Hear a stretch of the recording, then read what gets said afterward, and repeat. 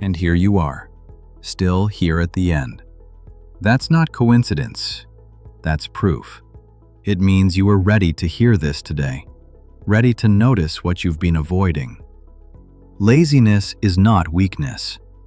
Laziness is a mirror. And when you dare to look honestly, it reflects the path you've been searching for. Turn on the bell. Let the next moment you're ready bring you right back here. Because sometimes the right word at the right moment is all it takes to collapse superposition and begin again. You're not here by accident. Subscribe if you want to keep transforming laziness into direction, not a trap. So, how do you beat laziness? Not by waging war against yourself, but by understanding the signals. Laziness is not your enemy. It's your compass. It points out where meaning is missing. It highlights when you're overloaded. It shows you when your rhythm is out of tune. If you learn to listen, laziness guides you. It reveals where your real path lies and where it doesn't. Beating laziness means treating it as a teacher. It means adjusting one step at a time, one day at a time, 1 week at a time, 1 month at a time. Imagine this. In one day, you take a single small step. It feels tiny, but it's real. In 1 week, those steps stack. You start trusting yourself again. In 1 month, the cycle that trapped you is broken, and laziness has become your compass pointing forward. That is not fantasy. That is momentum. If you've ever felt trapped in this loop, mark it. Hit like. Let it be visible that we're breaking this cycle together. The most dangerous lie about laziness is that it's chaos. It isn't. It's a cycle. It works like this. First, meaning drops. Then, the threshold of effort rises, and you slide into smaller and smaller distractions, checking the phone, rearranging papers, snacking again, browsing endlessly. If you don't notice the cycle, days vanish, weeks blur, months dissolve, and you look back asking, where was I this whole time? But if you see the cycle, you can break it. And the tool is always the same, a small action, not a marathon, not a heroic transformation, just grounded acts. Open the file, write 1 line, stand up, walk 10 steps, send 1 message, make 1 call. That tiny act is the first crack, and cracks break walls. Notice this. You could have skipped. You could have clicked away. You could have scrolled past and gone back to noise. But you stayed. That is not nothing. That is movement. A small step, but a step forward. And that's how entire cycles begin to break. Not with explosions, but with quiet persistence. In physics, there's a phenomenon called superposition. A particle exists in multiple states at once. It's here and there. It's moving and standing still. That's you. When you're stuck in laziness, you're both acting and postponing, both capable and frozen. Laziness is not emptiness. It's superposition. It's the pause before collapse, the space where all possibilities exist, waiting for you to choose. And the fact that you're listening right now, that's not random. It's alignment. Your attention, your question, and these words converging.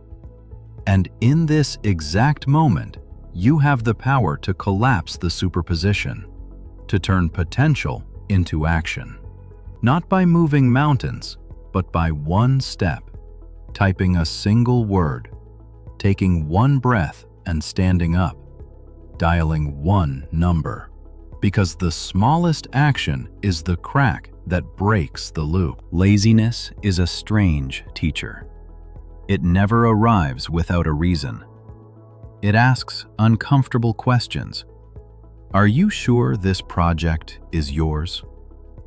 Are you sure this is the goal you truly want? Or are you chasing someone else's script for success? We were trained to scold ourselves. I'm weak. I have no discipline. But maybe laziness isn't weakness at all. Maybe it's honesty. Because laziness whispers, I don't see meaning here. And that whisper is not failure, it's a test of authenticity.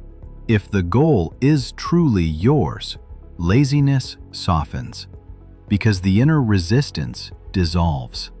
But if the goal is borrowed, laziness returns like a stubborn echo again and again, until you finally ask the hardest question: what do I actually want? And that question is scarier than any unfinished task. That's why laziness hurts so much. It's not the undone work, it's the unasked question hiding beneath it. If this hit home, subscribe.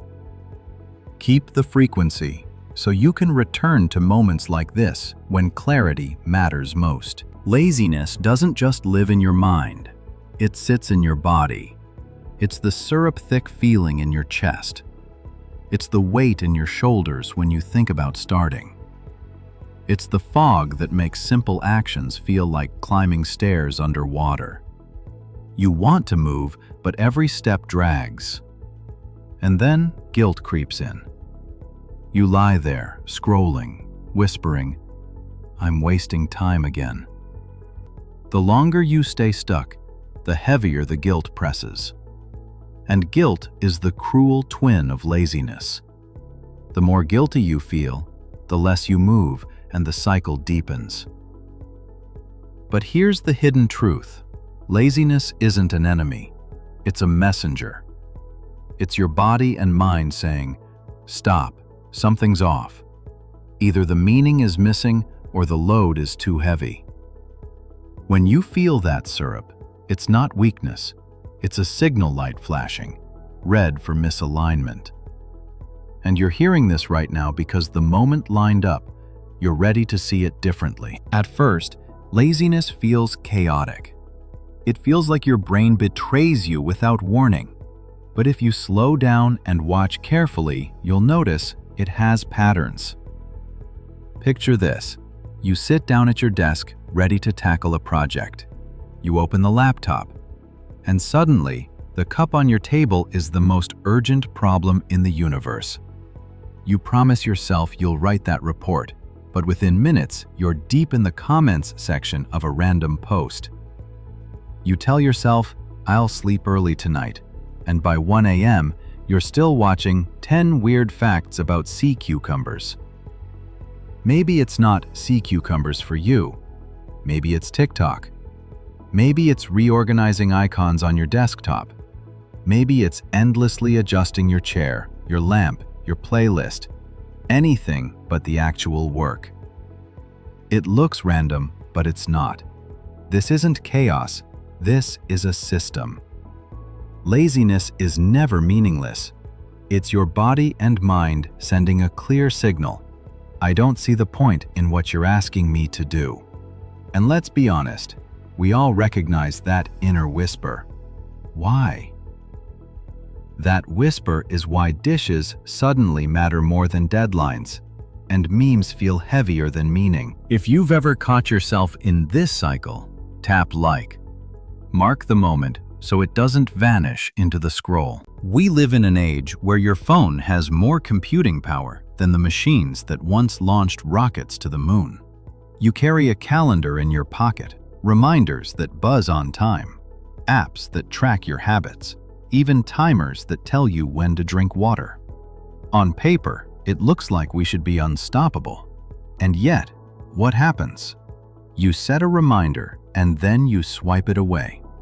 You download a shiny new productivity app and it sits unopened in a folder. You follow a motivational account and within 5 minutes, you're laughing at cat memes. The truth is, technology gave us all the tools, But tools without meaning are just noise. Sound familiar? Of course it does, because procrastination is universal. And here you are, listening right now. That's not random. It's alignment. Your current state, your hidden question, and these words colliding in this exact moment.